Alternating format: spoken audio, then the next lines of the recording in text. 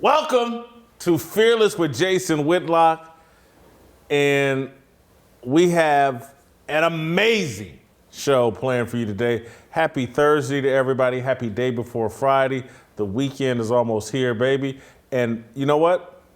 I know what you should do this weekend. You should watch Dave Chappelle's Netflix special, Do Yourself a Favor. It's absolutely incredible. It's so incredible that that's all we're going to talk about today. I'm going to break down the Dave Chappelle Netflix special, The Closer, and I'm going to do it with two of the best contributors on the show. Leonydus Johnson is back with us from yesterday, and my Asian brother from another mother is here in Nashville, Steve Kim. Has it been a year since I've seen you? Or? More than a year. I don't even recognize you if you're not at Wally's. Yeah? And, I feel like Dorothy when he hit the Oz. It's like, and it's more than just curtains and buttons being pushed. This is amazing. Yeah. And so, Steve, let me ask you this, since you haven't seen me in a year. I think I look better than I did a year ago. I've been working on my weight, but I'm not sure, because I left LA and my weight was good. And then I came here and started eating hot chicken and that. You had any hot chicken since you've been to Nashville? No. Yeah, I came here and started eating hot chicken every day and threw away a bunch of the weight loss I had done and out in LA. But I'm now on the comeback trail. You know, go ahead, lie to me and tell me like, man, damn, Whit, you look amazing. No, you look good. You look like a guy that played offensive line at Ball State. You look like the guy that once blocked for Jeff George, the #1 player, parade All-American that went to Purdue. Yeah, that's exactly who I. Thank you so much for saying that. But seriously, we had all these plans. We were going to talk about X, Y, and Z. And then late last night, I was like, you know what? I need to watch the Dave Chappelle special, and because Chappelle is important as a comedian, and I don't know if I've ever shared this with the audience, but I've certainly shared it with people in private. Part of the conceit of this entire show is that two groups of people have let America down, and it's why America is in the shape that we're in. And it's my contention that ministers and comedians have let us down over the past decade. Ministers and comedians have been authorized and licensed to speak uncomfortable truths. And the ministers have gone woke. Comedians are afraid of being canceled. And the truth has been in regression or receding out of fear because social media has so much control over the American discourse.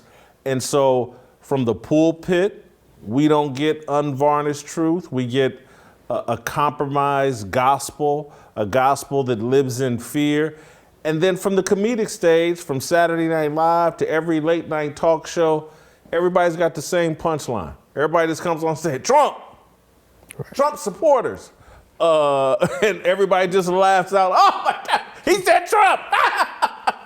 and it's like, I'm tired of that joke. I'm not bothered by Trump jokes, but I need a variety of jokes, and I need both sides or the people that are being the most comical and crazy to be lampooned, because maybe that'll talk some sense into them. And people have seen me on this show talk about, I've written columns about like Bill Maher and what he's been doing on Real Time lately. It's been very important, and I say that in all seriousness because humor is a good way to get at the truth. Humor is a good way to get at people that lie and make fun of them and make there be a price for being as ridiculous and stupid as they've been. And we get none of that from our professional comedians, and that's why I sit around and applaud Bill Maher and say, wow, I appreciate you doing that. Greg Gutfeld and Fox News, what they're doing, I applaud it, but we need more of it. And now with The Closer, Chappelle's latest comedy special, I think it's 72 minutes on Netflix, Dave Chappelle just wagged the biggest pair of balls I feel like I've ever seen from any celebrity. Dave Chappelle has FU money, and he used it properly with his special he just did for Netflix. I think it's the most fearless, courageous, important, and hilarious comedy special that I've seen in quite some time. Dave Chappelle talked about things that we normally only talk about in private. Comedians certainly don't talk about it. Ministers, many of them have been afraid to talk about it. But a conversation that has been going on in private, particularly in the black community, and Dave's a black comedian, he brought them all to the surface. This closer special, this guy goes after Jewish people. He went after the LGBT community, and he went after the feminist movement. And as a black person, I was sitting back in like amazement, like, you can do this on Netflix? You can do this on the biggest comedic stage that we have in America, in any stage that Dave Chappelle takes is a major platform. And he just talked about the three things that we talk about all the time privately. Dave talked about publicly, and he's taken a lot of heat. To me, I thought what I heard from Dave on this stage and taking the performance overall is like he doesn't care anymore. He crossed that line where he doesn't care if big corporations or the major sponsors ever do business with him again. He took some real risks, particularly his space Jews joke. And I was just been on Twitter today. He enveloped his whole thing around 2 space Jews jokes. And I went online and looked at, like, he's being called anti-Semetic for cracking these jokes. I think it's being distorted, what he said, but he's being attacked and trying to be canceled for that. Certainly, I've seen the New York Post wrote a story about GLAAD and the LGBT people all being upset. There are people talking about quitting Netflix. And then he went after the feminists. And so we're going to get into all of that and break it down a bit more, but it is the most important comedy special that I've ever seen. And it's just well needed. To me, it's like, it's a ray of hope. It's a breath of fresh air. It's water in the desert. It makes me think, well, maybe we will come out on the other side of this woke thing, because I see Chappelle, I see Bill Maher, I see other people breaking away from cancel culture and social media. And Dave at one point said, Twitter's not real life and not the real world. I just thought it was amazing. I'm gonna shut up and see if Steve Kim and Leonydus completely agree with me or agree with me. I know they enjoyed it, but Steve, we'll start with you. What was your overall impression of what you saw from Chappelle? I thought Chappelle got back to being who he is, which is funny. When you go to a stand-up set, no matter who you are, race, religion, demographics, you better expect that at least one time you're going to be offended. And if you are, it's probably a great show. Your job as a stand-up comedian is to be social, to be political, but also to be funny. And that also means offensive. And you saw a guy, the recent death, God rest his soul, Norm Macdonald, he never went away from his base. Now, I agree with you about Dave Chappelle having his own voice again and not wanting to become Chris Rock, who I don't think is funny anymore. It's really sad to see, okay? He's at that stage now where he's given up reins of his own material. But here's the issue, though, Jason. I don't know if it's going to lead any type of revolution, given the fact that guys like him, Bill Maher, they're at the economic apex. As you said, they have FU money. Everyone else is just trying to make a living. And it's kind of like boxing in a sense that 98% of the money is made by 2% of the performers. A guy like Dave Chappelle, who's already etched his name or his face on that Mount Rushmore, you're right. He could probably walk away right now, not make another dollar, and his great-grandkids are going to live very, very well. The other, let's say 99% of those people that are trying to do what he does, they have to put on this performative wokeness, as I call it, to stay within the lines, not blur the picture. Is it approved by the certain masses? And if that happens, they are then allowed to make a living. it's interesting that Dave kind of framed it as his last performance. Well, a lot of people do that, from Too Short to Sugar Ray Leonard. They always come back. Rolling Stones have had, 10 last comedy concerts. So maybe Chappelle comes back in 5 minutes. I thought the last part of what he said was to the LGBT community is, look, I'm done with it. But I'm just wondering if he was actually making fun of him, saying, you've gotten me out of comedy, or I can come back at any time and still say stuff about you. But be very mindful. In my view, Jason, until it is that middle-class performer that's making a living but doesn't have FU money, until those guys in mass have that type of message, I'm not so sure what really changes. Let me ask you this follow-up before we hear from Leonydus. One of the things you said early on was, in order to be funny, you have to be offensive. And I think that a lot of people in this safe space society, no, you don't. Being offensive is cheap.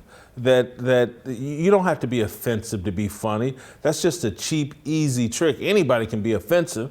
Right, but you can be clever. But when I say offensive, it's like, to me, I relate to hip hop. The greatest lyricist never cursed. And I always thought when you cursed, it was the cheapest way to do it. Not that I didn't enjoy Luther Campbell, but it was really Rakim that I loved, because he was a wordsmith. Like, that guy could create a picture with words that was exquisite.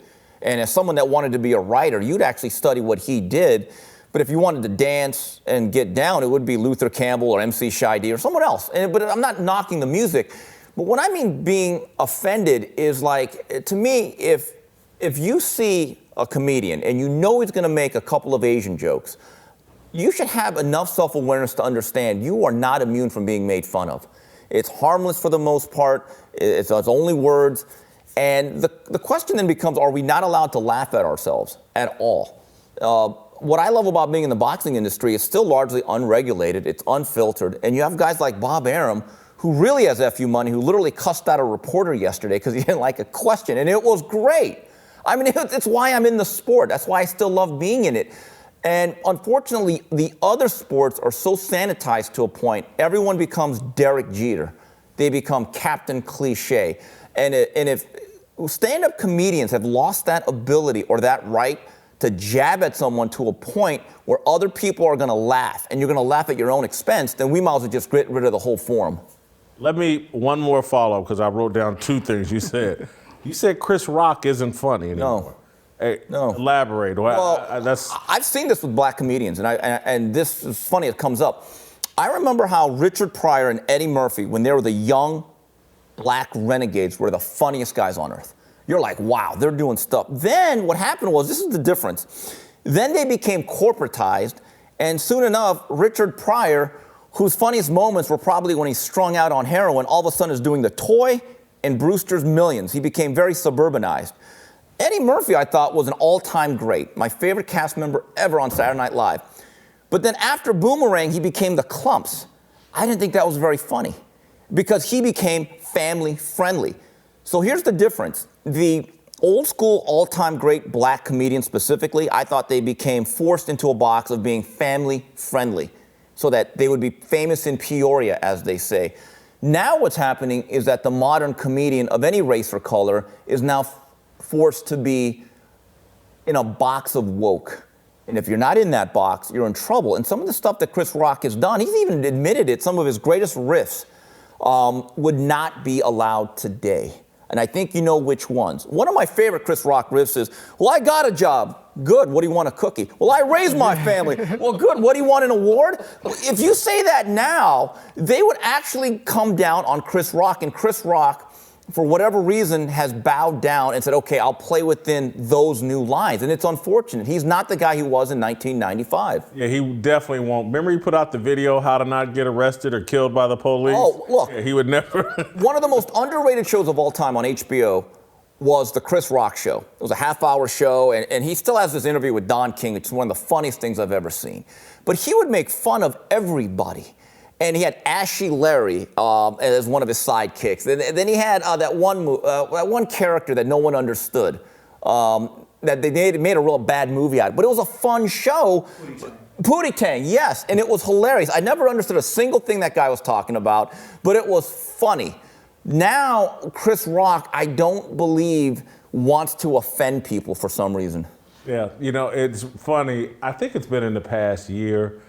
Yeah, in the past year, I rewatched Don't Be a Menace to Society while drinking gin and juice in the hood. Oh, what a movie. What a movie. It's not, and it's still hilarious. Right. Every joke, I'm sitting there like, can't say that now, can't say that now, can't crack that joke now, can't do that.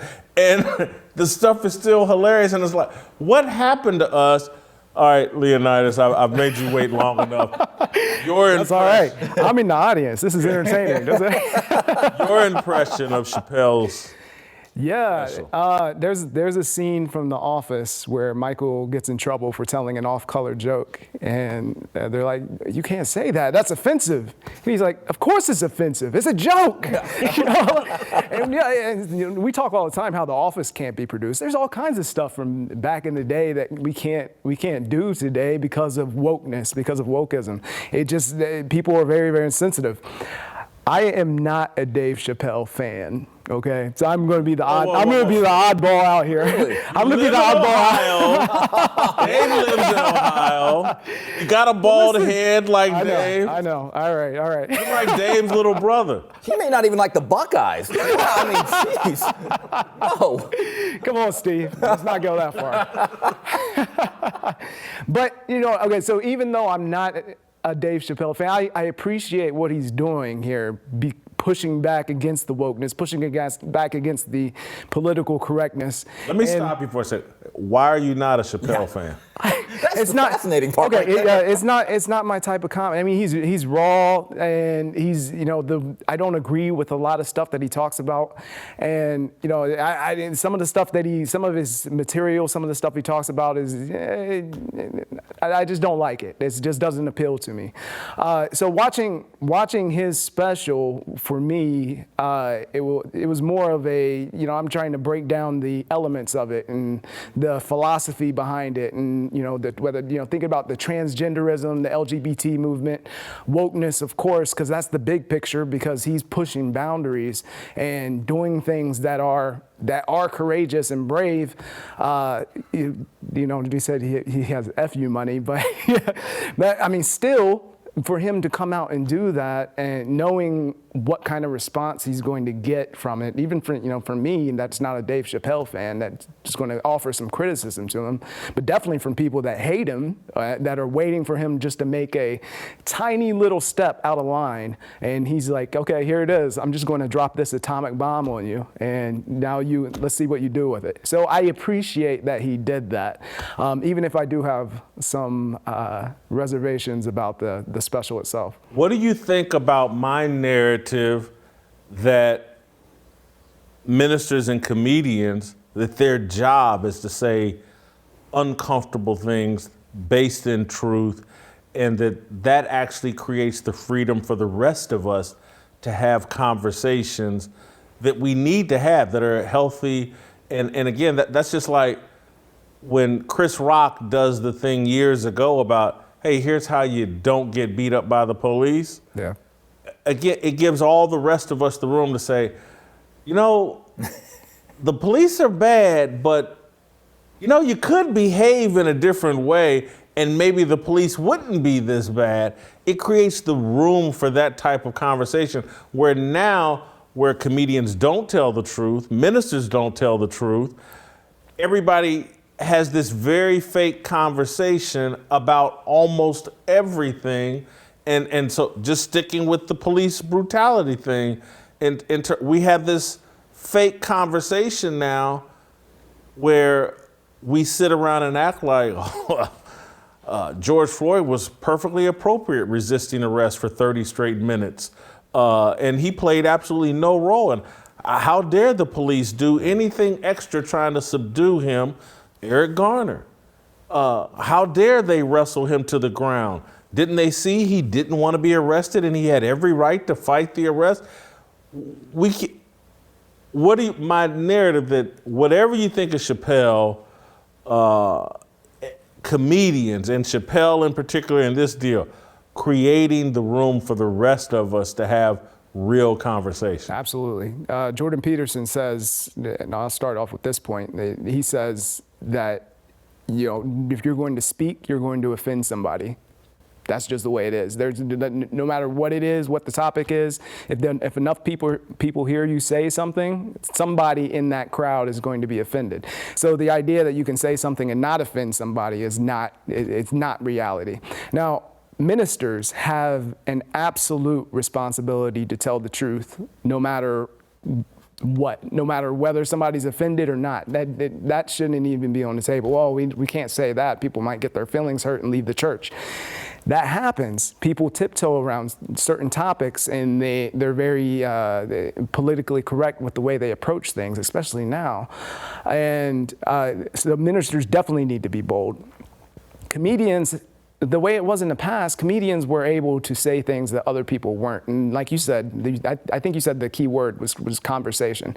So even if you didn't agree with it, it opened up the door to be able to talk about it. And the comedians had that sort of license to be able to talk about things that we weren't able to talk about in pleasant conversation, you know what I mean? And take a particular perspective. And comedy is so important because it cuts through the bullcrap. It really gets to the heart of the matter. That's why I love Babylon Bee. That's why I love satire, because it really is able to get you to conceptualize a certain issue and do it in a humorous way so that people really internalize it. And so it's an important avenue to go, and even if, like I said, even if you don't agree with it, then it at least opens up the door to conversation. I want to make this point, and then we'll transition into a different discussion, but you guys can follow up. One of the most important things Chappelle did in the closer comedy special, and he did a lot of important things. I'm not even sure if this was the most important, but early on it was like, whoa.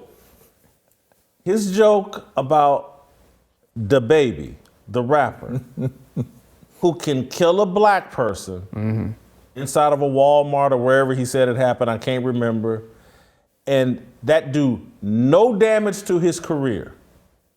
But the baby going on stage and saying something that hurt the feelings of LGBT people, damn near has his career in jeopardy. And the gist of the early part of his comedy is that he's here to kind of negotiate a settlement to get the baby's career and life back. And he eventually ends his comedy special basically talking about that again. It's just like, we need to come to some sort of peace agreement.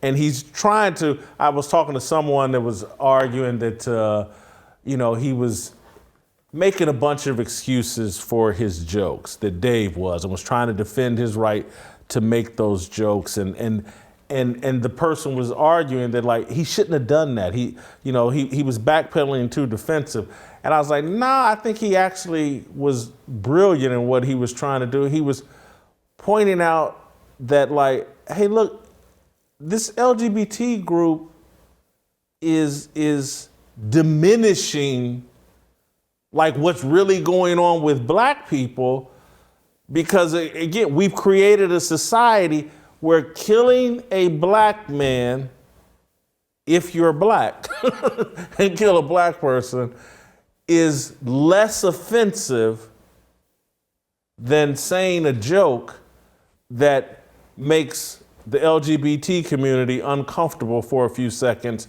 or the LGBT. Well, they're contributing to a culture that's hostile towards our lifestyle. And so, but Chris Rock's point is like, well, killing black men indiscriminately and without anybody objecting, anyone caring, is creating a culture where black men can be killed indiscriminately without anyone caring. Yeah. And so this thing that that Dave Chappelle did was like the greatest column essay that I've ever read. And it was spoken on a stage. It was so well crafted, I'm not even sure people got it all. It was so deep and heavy that some of it went over my head. That it's like Steve pointed out, I didn't get the joke about the fight on the inside between the China virus and black people. I didn't get, this thing was so layered and so heavy and so important and so funny. I don't know if I've seen anybody on the comedic stage, me personally, operate at that level. I've seen some comedy specials that maybe I thought were as funny or funnier. You know, I think of some of Delirious, Eddie Murphy from back in the old days. Maybe I laugh more, but Eddie wasn't making no great points. He wasn't taking on the establishment and popular culture, and he wasn't taking the kind of risk that we just saw Dave Chappelle take in The Closer. We're gonna go a bit deeper, quite a bit deeper into this because we haven't even broken down, like, and we're going to here in a second, Dave basically calling out Jews in Hollywood. I'm just gonna say it as honestly as I can. I'm not trying to be offensive. I don't want the Jewish crowd upset with me and calling me an anti-Semite. I'm just going to discuss, or we're going to discuss, what Dave Chappelle did and what it means and its significance. Don't go anywhere, because one, I need to tell you about my best friends over at Good Ranchers. From their family feast bundle to their prime seafood and Ranchers Classic, our friends over at Good Ranchers can and will provide an amazing set of meals for everyone in your family.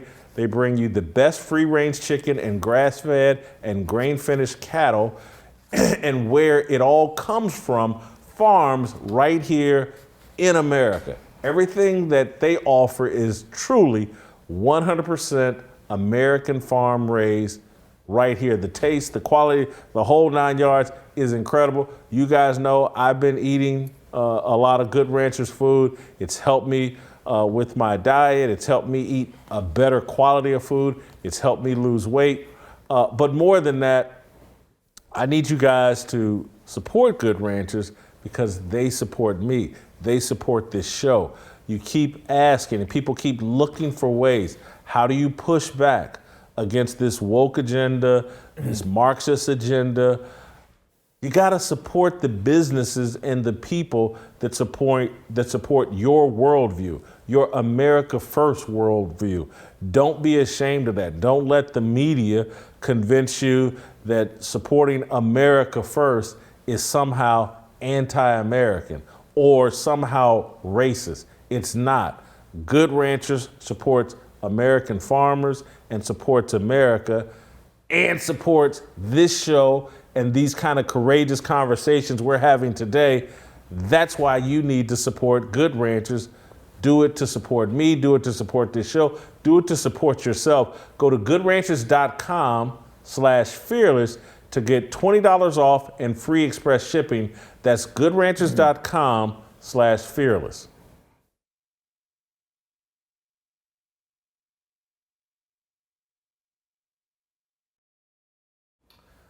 All right, welcome back. What you're about to hear is why this show is called Fearless. And it's a discussion that no one else in the media who has, particularly in the sports media or any segment of the media that's reached my level will have this discussion. That's not me patting myself on the back. That's me telling you why you need to be listening to this show and supporting this show, because we try to cover it all. And you know, I'm doing this discussion very carefully because I know how dangerous it is. And that's why I have so much respect for Dave Chappelle. He really covered the third rail in his Netflix special, The Closer. And it was sandwiched, his special was sandwiched between two massive jokes that had serious points about Jewish people. And there is a conflict and there's struggle and tension between black people in America and Jews. It rarely gets talked about in a public space.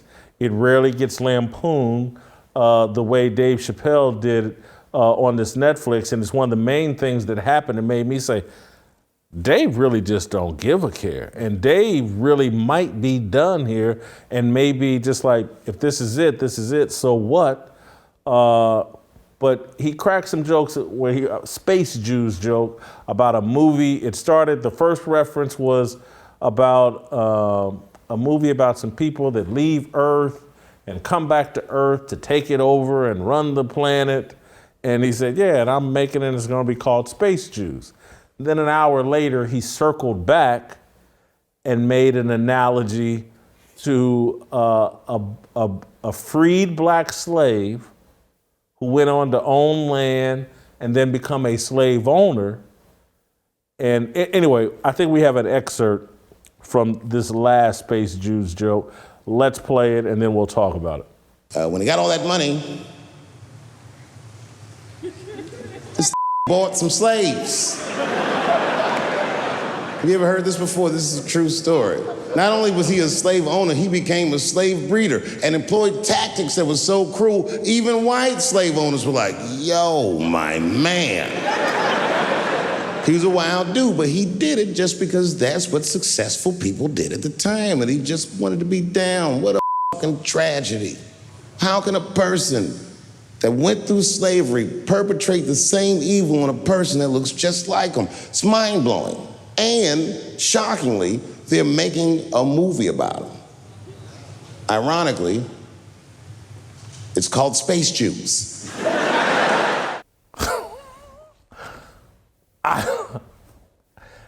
I couldn't believe it that he went there. I've looked on social media and I'm looking at people all over Twitter portray Dave as anti-Semitic for going there. He knew exactly what he was doing. I've had to explain this joke to some people today that they didn't get it. I've looked online and a lot of people are making an analogy saying, oh, he's talking about the Jewish-Palestinian conflict. I don't think that's what he's talking about. I'm not calling Dave stupid because he certainly isn't. The guy's brilliant. I don't think Dave is someone that cares that much about the Middle East. I think Dave's focus is right here in America. And if you just look at Dave's, the narrative arc of his career and controversies, going on Oprah Winfrey after coming back from Africa and abandoning the $50 million contract from Comedy Central, and basically going on there and complaining like, man, everybody in Hollywood is trying to get me to put a dress on. It makes every black comedian, black male comedian put a dress on. When Dave was complaining about the direction of the Chappelle show and all the pressure, Dave was talking about, not by name, but he is now, white Jewish people in Hollywood that he's having to answer to, that he feels like are trying to emasculate him and trying to emasculate other black comedians. And then if you've lived out in LA or been in the entertainment world for any length of time, the conversation off air, not on air, all the time among black people and black public figures and people you see on TV, the music industry, and who's actually controlling the puppet strings in the music industry, where, and you've heard me talk about this before, I'm not sure if it's specific to this show, but on other shows I've talked about this publicly and I've written about it.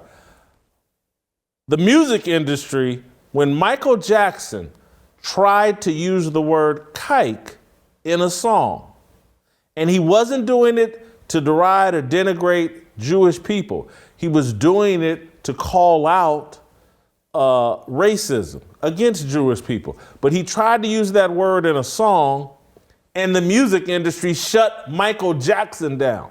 There's never been a stronger force in the music industry than Michael Jackson. He couldn't say the word kike one time in a song.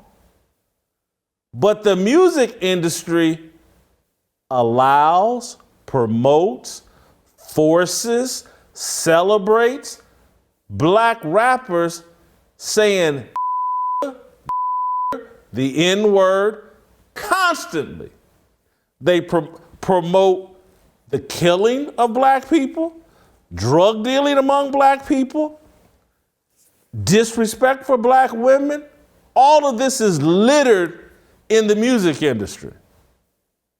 And black people and Jewish people have a long history in the music industry. We heard Ice Cube rap about Jerry Heller and NWA years ago, and who's really calling the shots. And so what you heard from Dave was like, what he said on that stage, and I'm sorry if it pisses people off, but it didn't have a damn thing to do with Palestine. That's a distraction trying to paint Dave as some kind of anti-Semite. Dave was talking about what's the real conversations that have gone on for years. Like, damn, y'all dealt with some oppression, and now y'all over here in America treating us, framing black people the way German Nazis frame you. You're the degenerates of this society. You're the clowns, the buffoons, the worst people in this society. You have to celebrate that in your music. You have to, if a black man, you have to put this dress on to do comedy. That's what Dave was railing against. That's what the Space Jews joke was about. It wasn't about Palestine. And this again goes back to why I keep saying this was the bravest, ballsiest, most important comedy routine I've ever seen. And it, again, when I keep talking about it opens up conversations, and this is why comedians are so important. Dave and what he said about Space Jews and those jokes open up the conversation that we're having right here today to talk about things that aren't supposed to be talked about, but they're real and they're going on. Black people's relationship, particularly in the entertainment world, with their Jewish executive handlers, bosses, whatever, needs to be discussed. Is our relationship proper? Are we being held to a different standard and forced into a lane that no one else is being forced into? And who is actually doing that? I'm going to throw that grenade over into you all. Steve, I'm going to let you collect yourself a little bit more and let Leonydus go first. Well, thank you. Thanks. Thank you. Yeah. Look, I absolutely believe that there is a movement in our society to emasculate men, to feminize men, and to see masculinity as this toxic force that needs to be eradicated. That is an absolute force that's happening right now. As far as who is behind it, that's a little bit trickier. I mean, it's obviously the woke progressives, but to try to nail it down to a particular ethnic group, I think is a dangerous game to play. To say that, well, like Jews operate as a collective, I mean, obviously you would see the problem with that if we said, well, like, look at the black people doing this and see black people as this collective unit that only think and act and behave a certain way. We wouldn't want to do that for black people, so we shouldn't want to do that with Jewish people either. So that would be one of my criticisms of how he approached that. If he was being specific about certain people in the entertainment industry, I think it would have been, he should have been specific about it. Yeah, like rather than make it this generalization, because, well, he knew that they were going to come with the anti-Semitic attacks. He had to know that.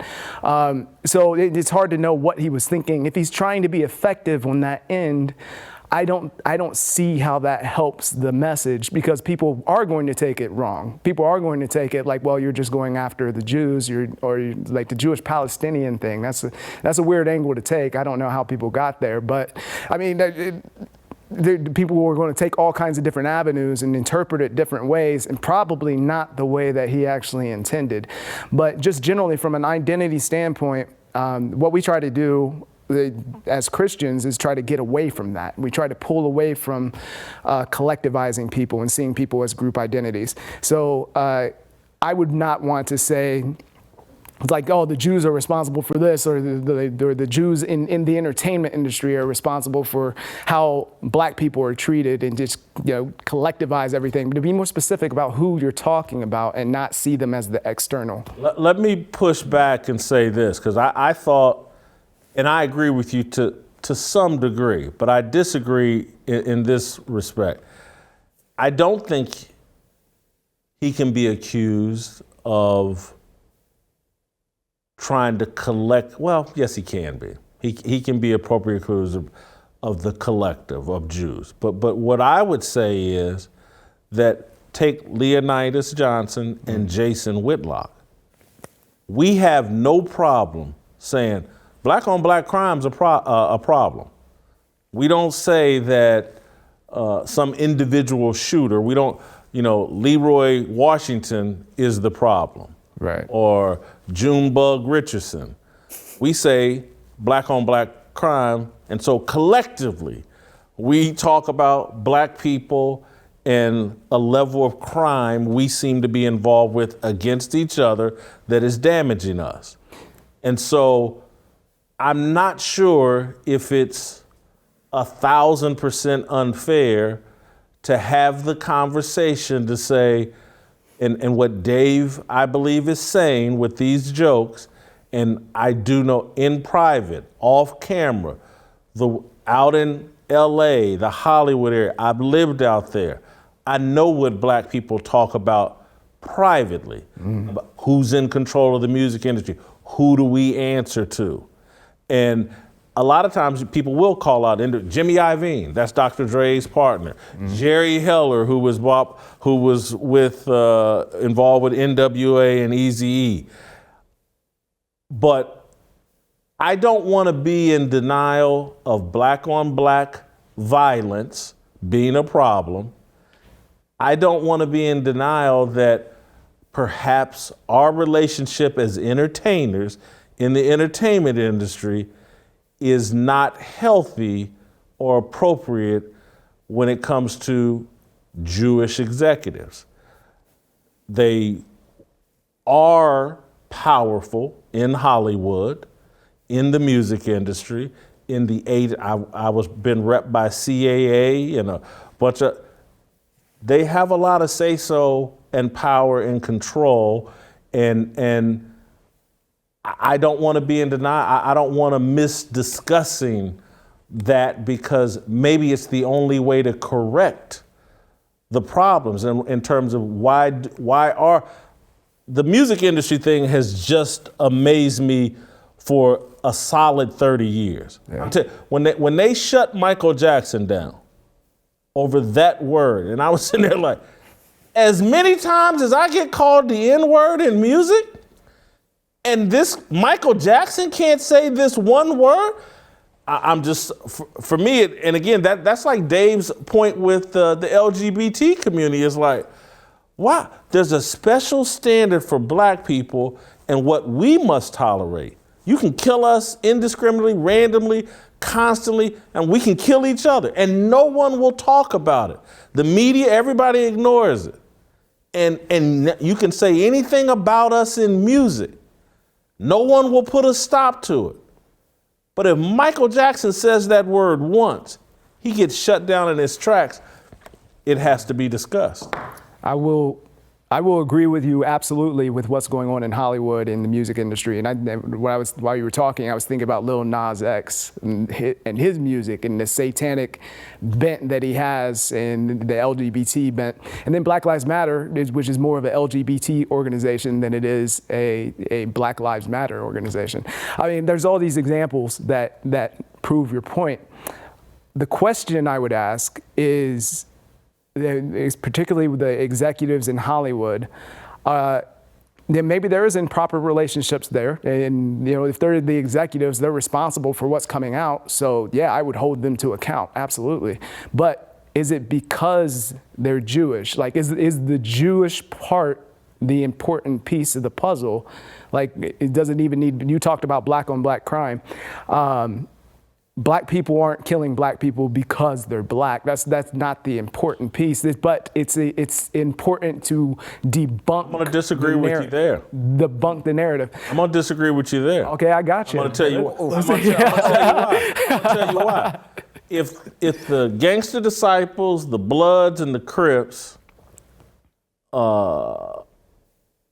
are they killing? Black people.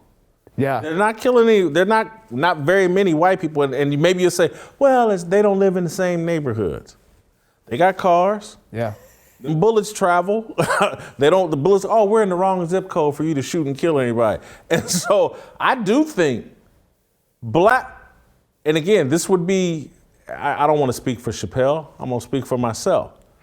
We've created a culture where you can get away with killing black people and no one will care. And that's why the Bloods, Crips, Gangster Disciples, and other black people are so comfortable killing black people. You just said the key word, I think, and that's culture. And I because most black people don't engage in that stuff. Most black people aren't in the hood culture. Most black people aren't killing each other or, engaging in those degenerative behaviors. So when you think about a black person like me or you, like we're removed from that. That's not us, like we're not associated with that. But when we're talking about cultural issues, it's a subculture, right? So when a black person kills a black person, the only reason, the point I was gonna make before, the only reason that we really bring it up, why I bring it up, is to debunk the narrative that white people are black people's most dangerous enemy. That's the biggest adversary is the white supremacist. Whenever there's, last year there were 10,000 black homicide victims almost. So it's the culture is the most dangerous enemy. It's a cultural issue. So maybe there is a cultural issue. There definitely is a cultural issue in Hollywood. But my question would be: is it related to being Jewish? Like, is that the key point, or is there something else? Well, who are the gatekeepers of the culture? That's the and again, we should be able to have that discussion. Who are the gatekeepers? Who's calling these shots? Who sits in a room? What group of people? And maybe it's not Jewish people. I don't know. Yeah. But who sits in the room and says, Michael Jackson, you can't say that word, but Snoop Dogg, you must say this word 50 million times in your catalog of songs, or we won't play it on radio. Who there is some gatekeeper. And again, I've had a lot of conversations around this, and people keep saying, well, it's Jimmy Iovine. He's a gatekeeper. Oh, it's Jerry Heller. He's a gatekeeper. It keeps, and I'm sure there's also, look, Russell Simmons, gatekeeper. They let him into the club. He's black. Quincy Jones, gatekeeper. So there are some certainly non-Jewish gatekeepers involved here. There's some black gatekeepers involved here that Jay-Z, gatekeeper. Yeah. But who let him into the club? Who gave him a key to the gate? Steve, I don't know if you're chomping at the bit to get in here, or you. No, I'll step on the grenade and get blown up. But I think the overall point was, the analogy he draw was that the slave became the slave owner, and he became very, very cruel to his subjects, his own slaves. So it's almost like the oppressed become the oppressors. So what's that old saying about absolute power absolutely corrupts? And I think that's what he's saying. I don't think this was a commentary on the religion or the faith. I don't think in the Torah or the beliefs of during Hanukkah, they don't have like this thing about let's ruin certain people throughout the industry. But the broader point that I think Leonydus has talked about this in terms of the culture of black on black murders or how it's accepted, the word is normalization. Mm-hmm. I think that's the big key. And I know you've done a lot of videos on that, as has others. The one thing that's interesting is when you say, do we have to be specific about it? It just kind of popped up to my mind, especially during the 90s, during the Soon Jadu, Natasha Harlins things. That was a big story, especially in LA. And they would always say... Whoa. Just don't explain that. Well, Natasha Harlins was a young lady that got gunned down by Soon Jadu, a Korean liquor store owner. She was working she didn't own it, but she was part of the family. And it was so funny because for all those stories, they'd always say, Korean liquor store owners. I'd be like, that's a redundant term. That's like 90% of them. Let's just be honest about it. And there was a big issue. And so, like, to your point, you don't have to be so specific about it. You kind of know when you say liquor store owner and an incident, you kind of know who's involved. That's kind of what I would say. And also the other thing is, in terms of like the black male image, I was just thinking about this as you guys were going back and forth. He brought up Lil Nas X. The other one that I'd bring up is Billy Porter. My question is very simple. Yeah. Who is the white version of Billy Porter? Who's that equal? They don't do this, and I've noticed this, and you've had discussions with Curtis Schoon in the past, is how they frame black men and their image. And I'm seeing a lot of it where they're not allowed to be Fred the Hammer Williamson. Okay, they're not doing that anymore. It is Lil Nas X, it is Billy Porter. And who's the white version? Who's the Latin version? Who's the Asian version of a Billy Porter? I mean, he wears these long flowing dresses. They're all elegant and they're very nice, I guess. But he's trotted out there and like, I don't even think he's a B-list actor. But for some reason, every time he's on the red carpet, he is given a stage. Why? Because he's the grandson of RuPaul.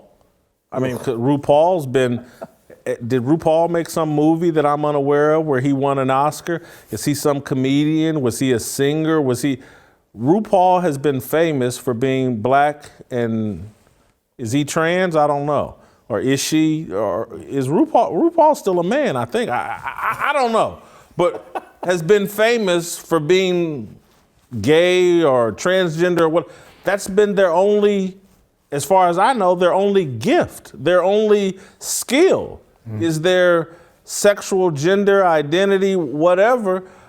And so that's like, and again, this is the thing that Dave is talking about, and it's why he went after feminists and the gay community, is because there's a lane we're being pushed in, and Dave is a masculine man, and he sees like, wow, there's only one lane that this industry is comfortable with me being in. And he's railing against all of that. And from the feminist movement to the LGBT movement to what he clearly thinks is a Jewish element, that he starts his comedy thing off saying they've come back and taken over the world.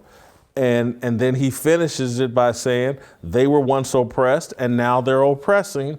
And I'm looking at things over social media, and I'm looking at how I'm probably going to be portrayed for having this conversation, is we're all going to be seen as anti-Semitic, and literally what I am and what I think Dave is just like, I'm pro-black, heterosexual, Christian man, and I'm trying to figure out who are the people that are trying to choke me out.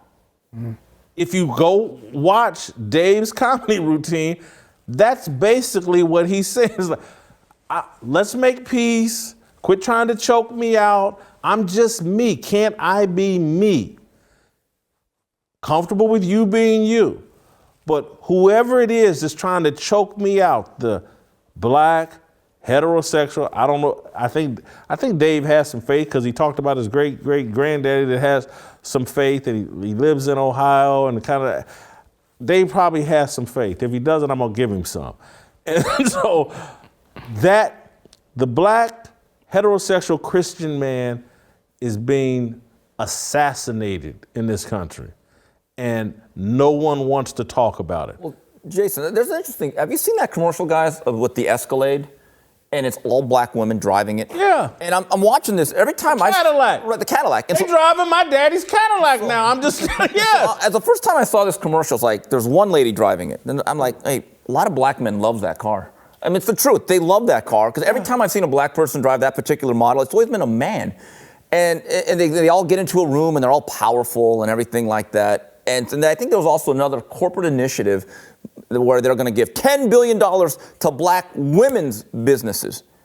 And I'm thinking, that's great. Anything for the men? They want to own business. So I don't know if the word I would use at that point is expunge. That's the word I would use. They're trying to expunge that. I don't know. You watch TV shows and movies nowadays, and like the father figure is always this bumbling fool. So I mean, it's not even a race issue really. It's like just across the board, they're trying to get rid of masculinity. Like I said at the beginning. So like there's this idea that men should not be men, and black men specifically. Like so, I agree with that. Well, Leonydus, what I found refreshing is I was a big fan of the original Wonder Years. Yeah. About Kevin Arnold, Jack Arnold, who I thought was the best character looking back on it. There's a new version. It's called, I think, a re-imaging or a reboot with Don Cheadle, with the black family in Birmingham, Alabama. In like 1960. 1960. It's centered around the first episode, the assassination of Martin Luther King. Yeah. I actually like this show. And I'm tough on shows. They did a show about an Asian family called Fresh Off the Boat. I thought was so bad, I wanted to be the iceberg to its Titanic. I'm not watching it. I thought it was a caricature of a lot of bad things that I just didn't think put us in a great light. This show's actually good. And the first thing that I looked for was it going to be a nuclear family? And the father is actually a real man. He has a job, he supports a family. The daughter's a militant, that she's trying to be real revolutionary. So they obviously have some conflicts. The son is just growing up. The oldest son is not in the show because he's in Vietnam. So it's realistic. But I just enjoy the fact that there's actually a strong male figure that runs the family. And I think that alone makes it a good show to me. Steve, the other points you made, I thought were right on target in terms of what you're seeing in commercials, particularly just and the expungement of the black man from popular culture, and the heterosexual black man from popular culture. And I know I'm somewhat repeating myself, but it's like a mystery that has to be solved. Who decided this? And that's where I go back to why comedians and ministers are so important. And I hear you and agree with you, Leonydus, in terms of there is an attack on men overall in general, and there's an attack on masculinity overall. But there's also, in these wars, there are also front lines, and we're on the front line. We're the first getting eviscerated. Now, they're coming for everybody, all men, in my view. But it's like and it's almost like maybe we've been trampled over already and they've moved on. But Steve, when you start talking about, they got a fund for black women businesses, and you'll hear stories about charities for black girls and education, and every study shows and says like, black women are so far outpacing black boys in education, in business opportunities and settings. And it's like, there's no investment in us. And I'm just, as a black man, Dave Chappelle, as a black man, has every right to be like, what about us? What happened to us? And that, when I think about this comedy special and what the whole message he was trying to get across, he was basically saying, hey man, all the groups, LGBT, the feminists, sorry to say it, but Jewish people, y'all are trampling over black men on your way to more power, success, and opportunity. The only thing he did not touch on is that Stacey Abrams, Keisha Lance Bottoms, and they're trampling over us too. Everybody's using us as the trampoline, the launching pad, just jump up and down on the black man and get higher and higher and higher. That's what he was railing against. Literally sitting here thinking about, the black woman is the only one he didn't go after, but because he's married to an Asian woman, he probably didn't feel comfortable doing that. And so he left it to me to get it. But I asked this question, we talked about it before the show. Can feminism and black masculinity, can they coexist? Dave humorously called himself a feminist in the deal, and he called himself a TERF, I believe. Yeah. And I can't. And then he basically said, he goes, well, you know what the feminist movement needs? A male leader. And that was kind of the joke, but he was basically saying, like, feminism is in the way of black masculinity and masculinity in general. I'm gonna throw that grenade. Yes. Feminism can't hardly coexist with anything else at all. And definitely not with masculinity. I mean, feminism, though the feminist activists will say things like, oh, feminism is for everybody. It's for men too, it's for men too. No, it's for the activist. And you see this with these kind of movements. Like, they'll say it's for women, they'll say it's for men, they'll say it's for the LGBT people, but it's actually for the activists. It's actually for the people in power and for them to steamroll everybody else. So the idea that feminism can exist with masculinity goes against everything that the feminist activists believe in.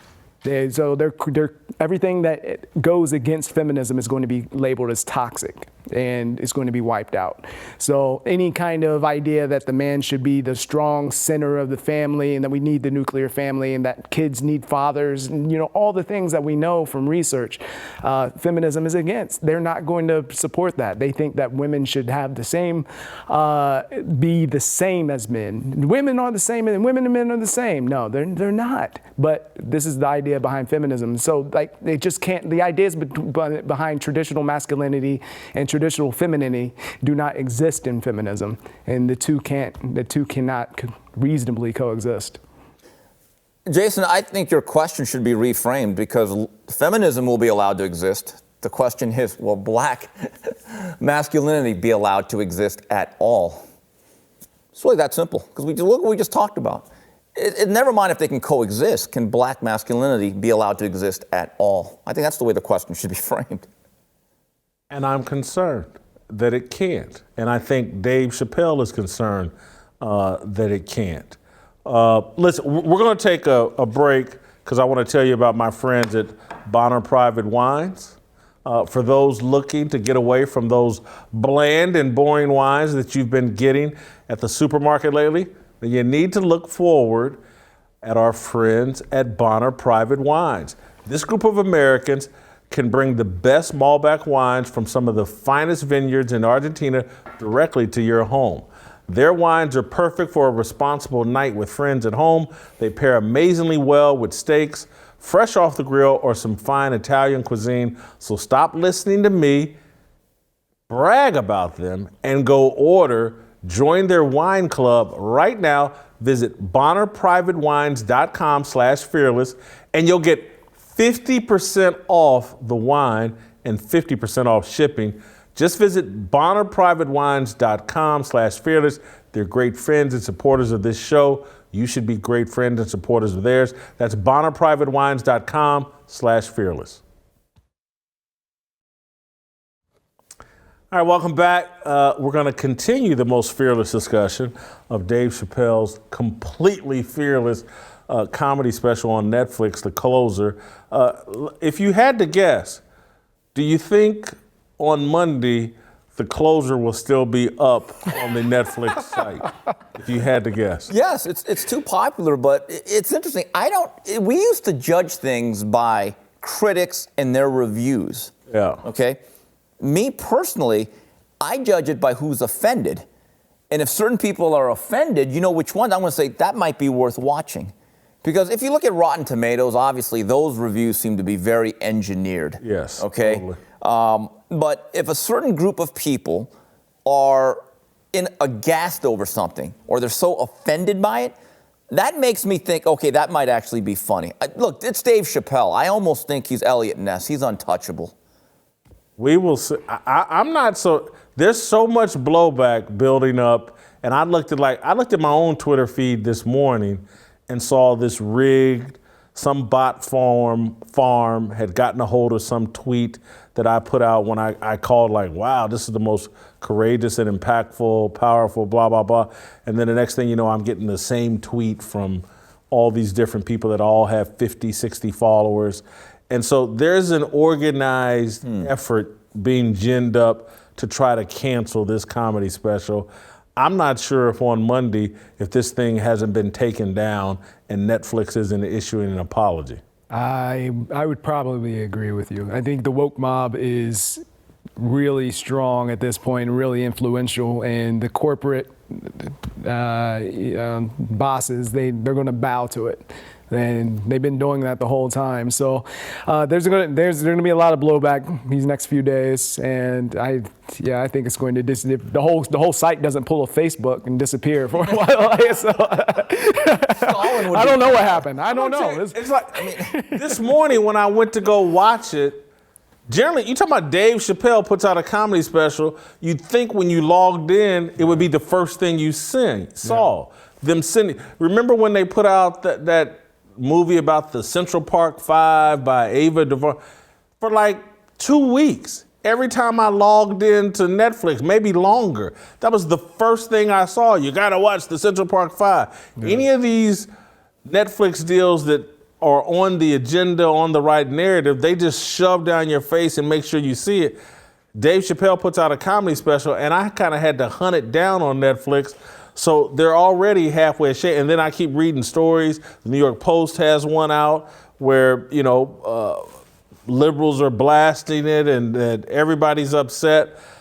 Steve, the thing is so loaded with so many different good points. One thing that I missed that you caught, being Asian, was I was like, I think he defended Asians. And you were like, no. And his little COVID joke went completely over my head. Wait a minute, I'm Asian? No, but anyway, so here's the funny part. I actually give him credit for when he's talking about this anti-Asian thing, and I have an interesting viewpoint on it. It's probably going to get me in a lot of trouble, but hey, we're fearless. I'll get to that later. He actually didn't get to it now. He didn't actually blame white supremacy or Trump supporters. And then when he said what's going on in my body, because he's basically calling it the Wuhan flu, which the mainstream media actually came up with that. They were using it for a quick minute. That, hey, I'm a black guy and my antibodies are just beating up and assaulting this Asian virus. I thought it was funny. And to get to my point about the Asian hate thing, I found it interesting the way they framed it. There was a lot. Do I believe that this was about people hating Asians, no matter who was doing it? Do I believe that there are certain black people that just don't like Asians for whatever reasons? Probably, just like there's probably white people that don't like other minorities for whatever reason they have. But I never felt like a target, because number one, I'm not 70 years old. I'm not elderly. And the other thing is, there's an old saying from Willie Sutton, who's a criminal. They once asked him, well, Mr. Sutton, why do you rob banks? And he said, easy, it's where the money is.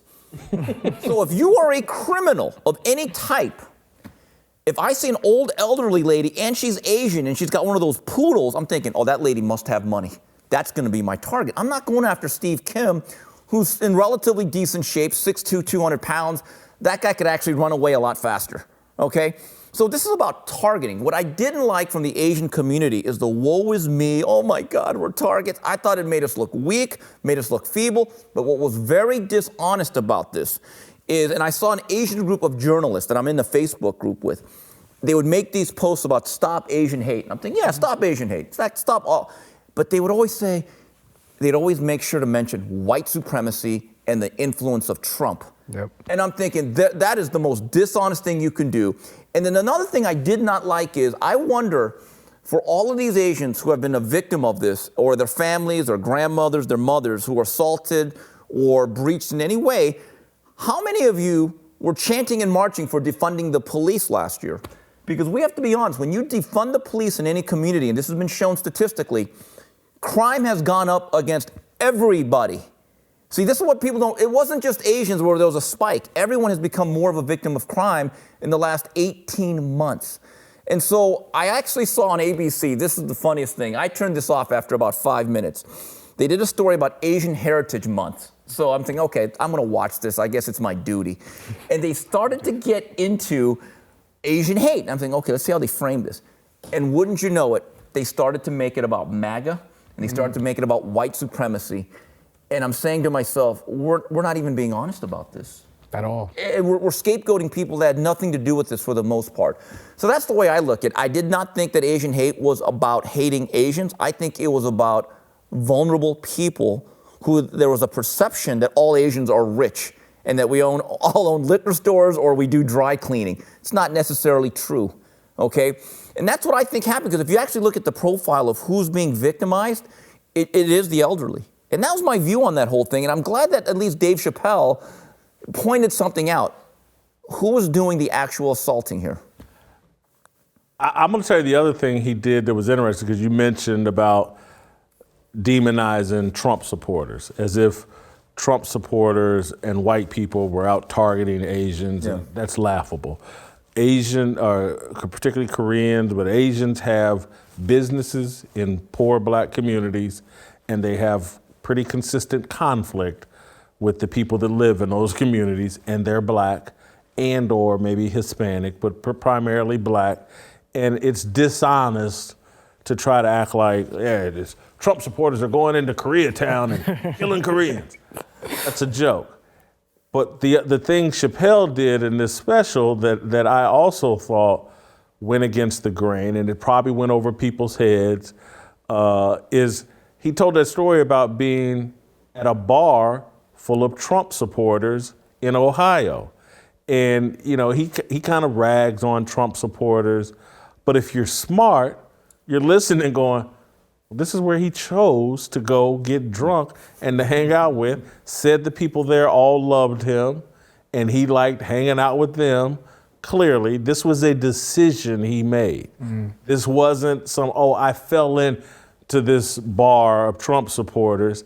And so he's kind of letting you know where he stands and what he's into. He's not some rabid anti-Trump person. But I have to admit, we were talking before you got here, when you weren't in the room, Steve, but when he made the joke about the fight inside of his body, me and Leonydus didn't get it. Completely missed it. Just completely, just wasn't.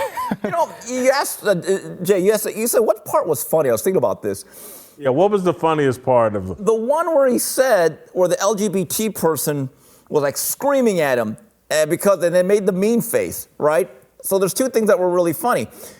As they panned and you saw the backside of Dave Chappelle and you saw the audience in Detroit, they must have been a white reflight, because there was a lot of white folks in that audience, but there was two that particularly stood out, one with the purple hair and the other person next to her.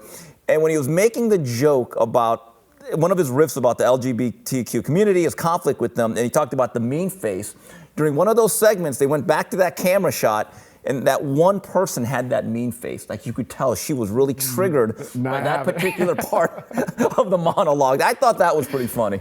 Yeah. Well, for me, I think I laughed at the transgender jokes a lot. But the one I laughed at probably the most was I think it was like right at the very end, when he was telling the story about his friend, the transgender woman. Yeah, Daphne. Daphne. And the daughter, that he was going to, when she turned 21, he was going to give her the money from the trust fund, and tell her that your dad was a great person. But the reason I thought it was fun, you had a great father. But the reason I thought it was so funny was because he was a hell of a woman. Yeah, because it gets to the truth of the gender issue, that you can still tell the truth about it, but still appreciate the person for who they are, and just still a good person, and I still see you as a human being, but still tell the truth about the gender issue. The other one I liked is when that one LGBTQ person that was really in his face calls the cops on him, and he said, so when it's all said and done, your Trump card is still being white. So I guess the term is she a Garen? Anyway, couldn't resist. I'm sorry. I love anytime the MLK impersonations. The glory hole. Yeah. Get up on them floats and get your body all shiny. He was basically saying the stupidity of the women's movement. He was ridiculing them for their tactics. He said, we're gonna put on these some kind of pussy hats Yeah, or something. that was the thing. That they were Very doing, effective. and he did it in MLK's voice. I found that hilarious, and it's hard to zero in on the most important or impactful thing he said. I've already referenced many of them, but I thought, and it really wasn't a joke, but it was really just like a really powerful point, was basically when he said, I'm gonna tell you exactly who I am. I'm the guy that walked away from $50 million. And it's along these same lines about the feminist movement. And he's saying, man, they do all this silly stuff. They hold these little rallies and speeches. He goes, no, if they really want to make change, if they don't want women to be subjected to Harvey Weinstein, why don't y'all rally around some woman executive, some woman agent, support her, and do something real? And he's like, and if y'all want to question me, I'm the guy that turned down $50 million. Basically saying, I'm really about this life. Y'all on some BS. I thought that was really powerful. No one could miss that point. It couldn't go over anyone's head. And he was basically saying, a lot of the stuff y'all doing is a joke. It's not really serious. It's a game. I'm out here trying to do real things, and again, this is probably in the middle of the act, and it really, because at different points, he hit just major themes to stick with you, and basically, his whole act was, and the way he just called out the power structure in the industry and the groups that he's been struggling with. Jewish people, feminist movement, transgender, the gay movement. He went on stage on Netflix and called them all out in a very powerful way, and he's going to deal with all the backlash of that while, y'all want to put on hats and take your shirt off and show everybody your boobs and not do anything real. I thought that was powerful. Well, like I referenced it last week, it's the WNBA and the NBA last year. One thing they didn't do was actually walk off the job. They still wanted to collect their salaries. They wanted to wear the T-shirts, they wanted to do the hashtags, they wanted to kneel for the anthem. The other powerful moment I thought was really poignant was how Daphne wrote a tweet defending Dave, saying, this guy's good. He's helped me, he's a good individual, lay off him, or at least give him a fair shot. But to me, he's a good human being. And 6 days later, this was a stunning end, the way he ended this, how she committed suicide. And so how it was their own... Partially because of the harassment she faced. Right, so it's her own tribe, for lack of a better term, and their intolerance to one of their own that led to her demise. I thought that was a powerful ending. One of the things I always talk about is that progressives don't actually believe what they say they believe. So these ideas, so you talk about the transgender community that attacked Daphne, another transgender person. So all the stuff that they talk about that leads, they talk about words or violence. Like, you can't do that to a transgender person, they might commit suicide. All that goes out the window the minute you step out of line. And we see that as racial minorities. When you step out of line with a particular narrative, then you're attacked as an Uncle Tom or a coon or whatever it might be. And they don't actually believe in these narratives that they push. But the tribalism aspect is the part that I found to be the most compelling out of the whole thing, because we do have our tribes, and a lot of times we allow that to really take over who we are at the sacrifice of rational thought, right? So we go with the tribe, even if it's against our personal values and morals, or if we even have any, because a lot of people do not, they just go with the flow. But what he was talking about, and he mentioned it a little bit, he said that she was a comedian, she was part of my tribe. It transcended the transgender stuff. And there was some commonality there. And she had a quote, what did she say? I need you to believe that I'm having a human experience. And that to me encapsulates everything, because again, I mentioned it already, but people are human beings. Like, yeah, we have these different tribes and we have these different categories that we fit into, but at the end of the day, we're human beings and we need to see each other as human beings. Very powerful. And Dave, this again, why I call it a great essay. And, you know, it really was a piece of art, what he put together for those 70 some odd minutes. And because basically he's saying, you know, that's what black people have been trying to say, is like, hey, we're part of the human experience, no different than anybody else. And his story about Daphne and about her having a human experience, and even though it's a flawed one, or you may see it as a flawed one, it's a human experience. Humans go through what Daphne went through. It made me empathetic towards transgender people. It doesn't make me think we need to change all of our laws and rules because of my empathy for them, because, and people will hear this as a joke, but I'm being very serious when I say this. You all should be empathetic about my weight problem. But that does not mean we should require airlines to make wider seats. Mm-hmm. And it's, and again, you can sit there and say, well, Jason, you can lose weight and you can correct, blah, blah, blah. But no, I say, you know, my desire for food, fast food, junk food, whatever, is something in my head, some feeling that I have that's maybe no different than the feeling in your head that you're actually a woman in a man's body and blah, blah. We all get dealt a set of realities, desires. They all have consequences. Mm-hmm. And I'm gonna have to either correct and tame my desires and lust for food, or I'm gonna have to deal with the consequences. And so I don't think we can build a society based around people's desires and feelings. Right. And we can't come up, oh, well, because people feel this way or they have this desire. We must change all the rules so that everybody's feelings and desires are met. Because literally there are people that feel like they're dogs or cats or cows.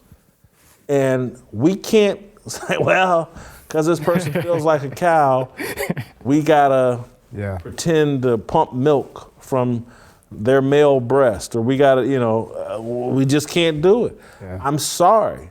I gotta squeeze into a seat on Southwest Airlines. I'm not the most comfortable for those 2, 3, 4 hours, whatever it is. I got to deal with that. And I know it sounds like I'm trivializing, but I'm really not. I'm just trying, you know, great societies that work, have a set of rules and laws that work for most people, and everybody else has to make some adjustments. And we all have to make adjustments. You may think your adjustment is more extreme than mine, but again, I am empathetic towards Daphne and people that feel that way, but I stand on the fact that the single society that has worked the best was based on biblical values, principles, and that worked. And it does work. And it won't be trumped by the woke or the left or the social justice warriors who think they're smarter than God and think they can come up with some rules and regulations that are better than the ones found in the Bible. Never going to convince me of that. Did I get to everything I wanted to? Oh, no, I wanted to ask you all. And before this, I would have never gone here. But Dave Chappelle called himself the GOAT. And after that performance, he called himself the GOAT in this performance of The Closer. And after that performance, I'm going to give him GOAT status. Is he the greatest comedian of all time? I'm going to hedge. He's in the Mount Rushmore. Who's on your Mount Rushmore? I would say Richard Pryor, No. Eddie Murphy, Dave Chappelle, and I'm going to look for a fourth, but I want to put this in context. Last year, Dave did this special, I think it was called 846, and he was talking about the George Floyd incident. I was not a fan of that. I turned that off quickly. I equate that to when Michael Jordan came back and got the ball ripped by Nick Anderson in '95. And I'm thinking, uh-oh. This here, what he just did was the three-peat, the last dance. So he redeemed himself. Now, I don't know if he lost his place ever on my Mount Rushmore. His body of work is too good, going all the way back to the Chappelle show, which I thought was very clever, even when it didn't deal with social issues. So he's definitely in the Mount Rushmore. I'd have to think of that fourth guy, though. I'm going to give you an easy layup. It's got to be, and again, it wasn't my particular style of humor, but Seinfeld has to be on there. Oh, Jerry, yeah. He's had way too much success, way too much reach not to be on somebody's comedic Mount Rushmore. Again, it's not my cup of tea. I watched a little Seinfeld. I enjoyed it, but you know. I'm stunned that a black guy said they didn't like Seinfeld. That is stunning. Okay. Death, taxes, black guy says, not a Seinfeld fan. I'm not saying I'm not a Seinfeld. It wasn't my cup of tea, but I'm not going to disrespect the man. What was more in abundance? Black cast members or friends, or black people that like Seinfeld? You got a calculator? Yeah, because that's a small one. Is he the GOAT? My GOAT, and let's leave the recent events aside, but Bill Cosby is my greatest of all time. Holy cow, the most controversial thing that's said on the show is at the very end. Fearless. Wow. Cosby's my favorite comedian of all time, and you know that says nothing about his personal life and the things that happen. Of course, I'm not co-signing that, but comedy-wise, that's much more in my lane. Like his comedy was on point.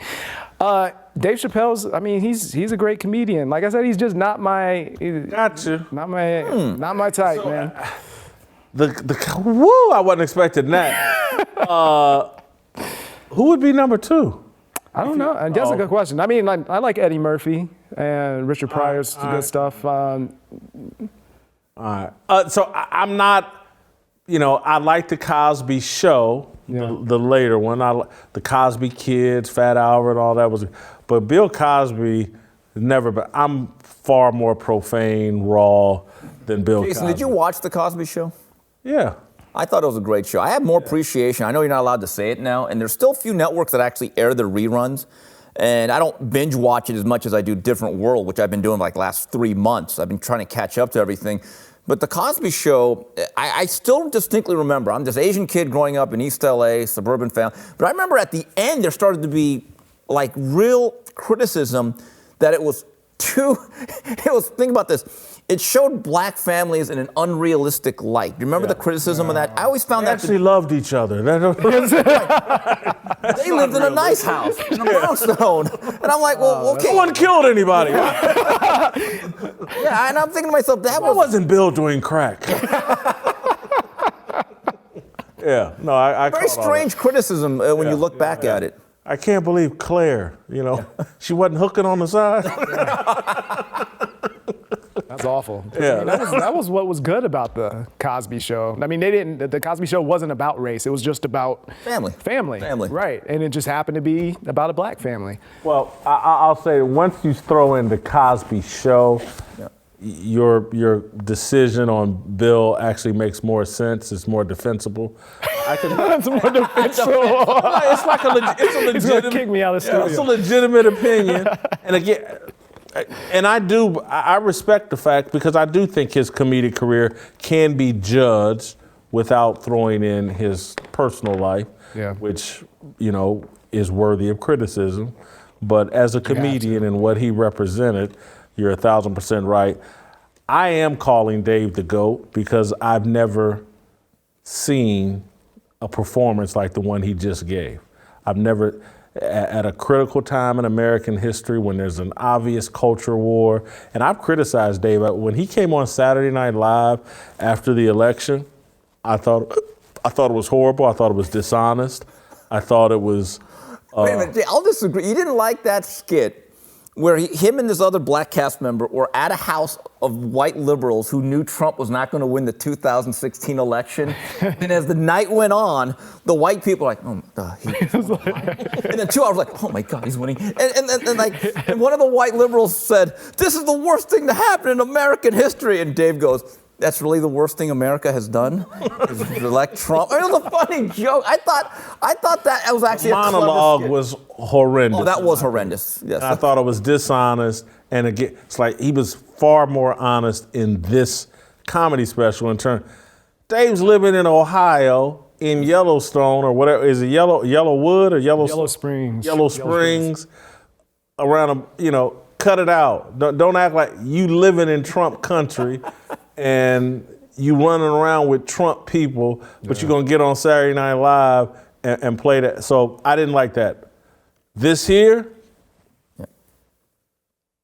man, Godspeed to Dave Chappelle, an important comedian, an important person, created the space for us to have this conversation we just had today.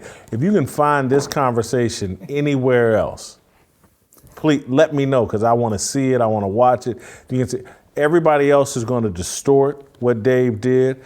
Everybody else is going to call him an anti-Semite. They're going to call him a homophobe, a transphobe. Everybody else is going to try to assassinate this man's character. I'm talking about in the mainstream media, corporate media, and even some people in independent media or whatever. They're all going to be afraid to address and discuss any of that.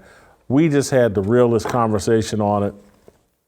Thank you guys so much. And before we go, and I can't believe now that I look at I got an approval rating score for Dave. All three of us actually do. So in job performance, if you've been listening to me on this show, I have no choice but to give him a perfect 25 in job performance.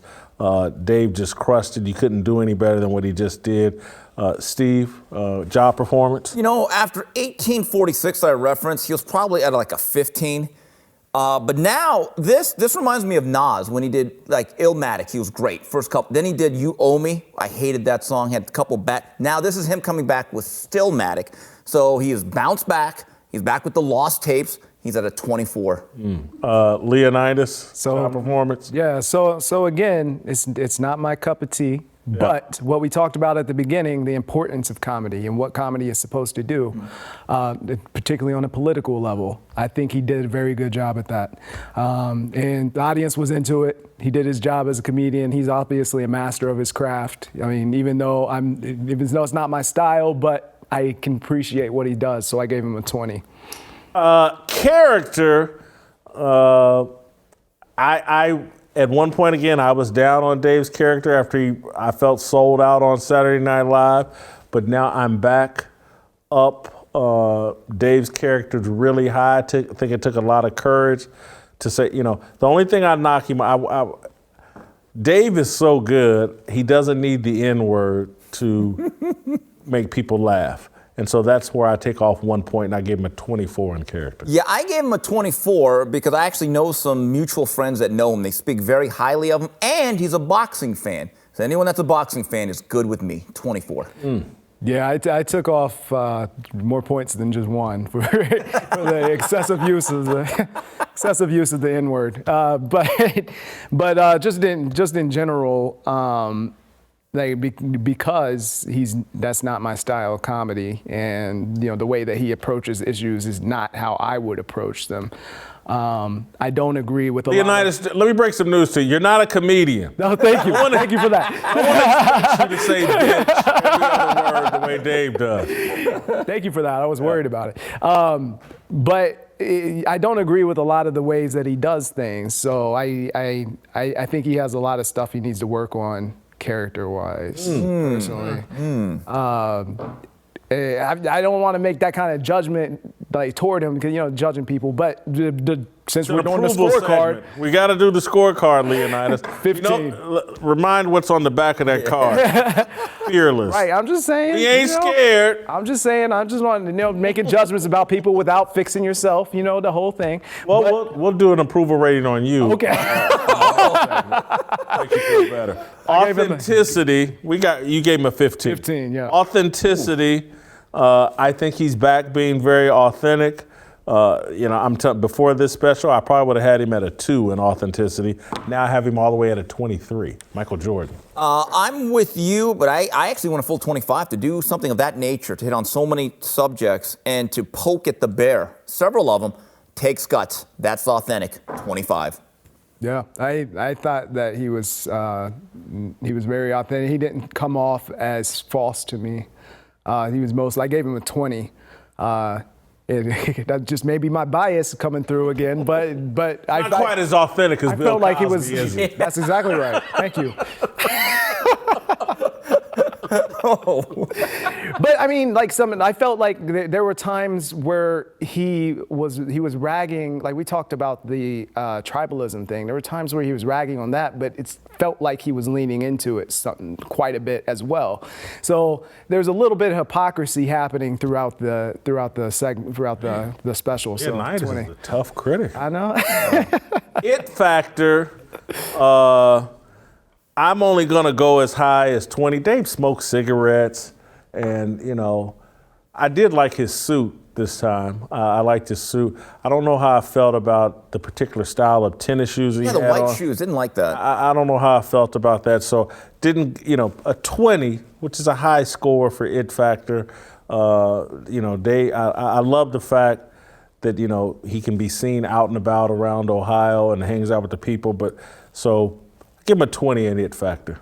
I'm a sycophant today. I gave him a 25. Anytime he performs, you circle with the red pen.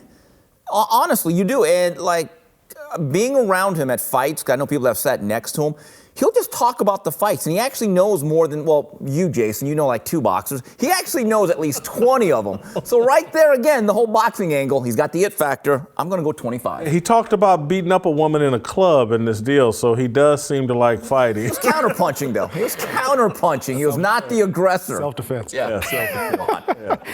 I actually gave him a 25 for it. I think it's more the Dave Chappelle factor because he's Dave Chappelle, so the it factor is kind of baked into who he is. If he was a brand new comedian coming out and doing this set, it may be different. But since he's Dave Chappelle, he has that factor. All right. I've got him at a 92, blazing hot. Steve agrees with him, has Chappelle blazing hot, and Leonydus being the wet blanket having a smoke show.